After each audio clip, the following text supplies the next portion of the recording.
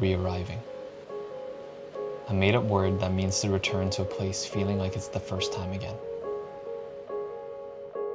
It's a word that I use to describe how it feels coming back to this city every single time.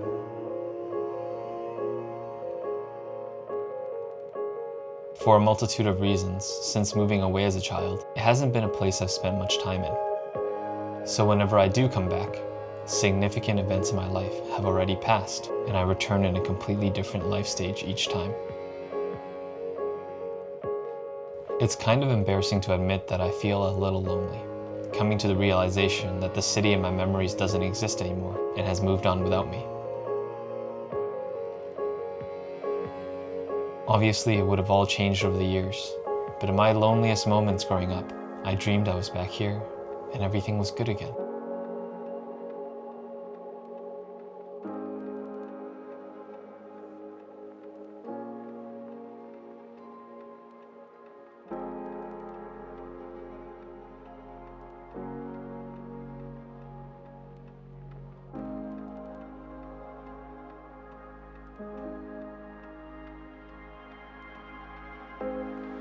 Even though I say that, the streets, the smells, the sounds, they're all still so familiar, and it brings me back to when I was a kid, where I used to have this sense of wonder and excitement.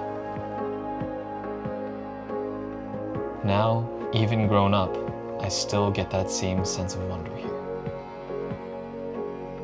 But it's so different now. There are so many things I've never noticed, stories I never cared about as a child.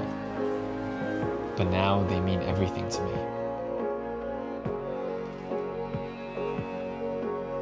All the streets here hold so many stories and significance to my family and their history. There's so much more for me to appreciate now that I'm older.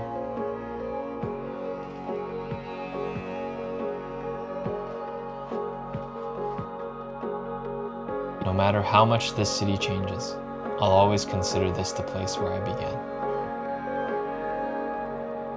I love rearriving in the city, my childhood home.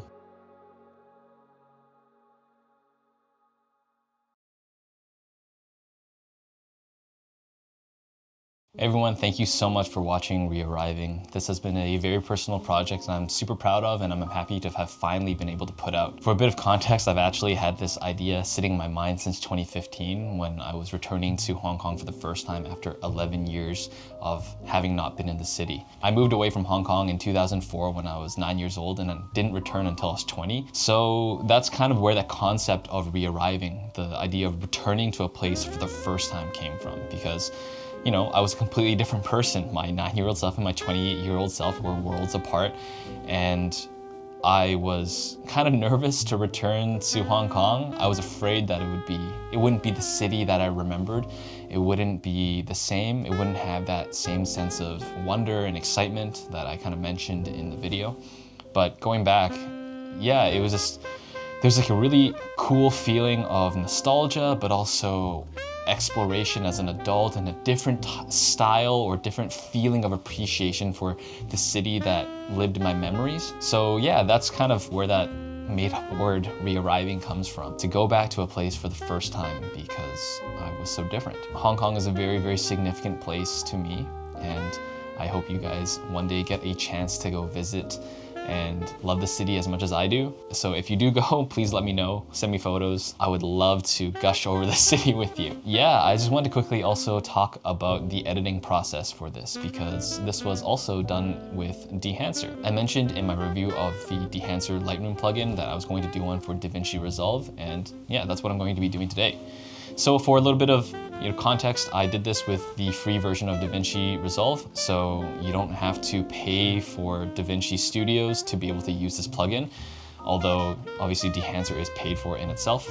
As with the previous video, once again, Dehancer did not sponsor this video. I'm not getting paid to do this. They've kindly asked me to do an honest review of the program itself and to provide feedback to them so that they can improve their product. They've only given me Dehancer Pro to use for DaVinci, as well as a discount code for any of you guys who want to pick it up for 10% off. So if you're interested in Dehancer after this whole review, please use code GERMS in the checkout and you'll get 10% off and you'll be able to support the channel a little. But yes, honest, using this was pretty great. Funny enough, when I first started editing this, Dehancer hadn't reached out to me, so I was cutting it all together, kind of playing around with the colors and trying to get this feeling right, but it wasn't really matching up with what I had intended, because it's supposed to be talking about memories and nostalgia and really evoke that feeling of reminiscence, a little bit of melancholy, but with a little bit of optimism. And all of these kind of feelings I was trying to like capture within the image, and it wasn't sitting quite right. And then Dehancer conveniently reaches out. They're like, hey, you want to try out this film emulation software? I'm like, oh,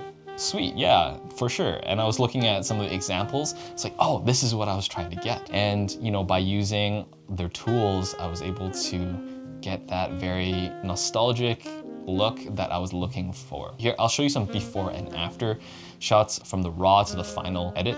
And you can see here how much it changes the image. I think originally when I was playing around with it, it was a little too digital, too artificial for me. And I wanted to have a little bit of grounding in the imperfections and kind of just like a memory. Like a memory is never perfect, right? It has this kind of fuzziness to it. It's more feeling than like, you know, watching a movie.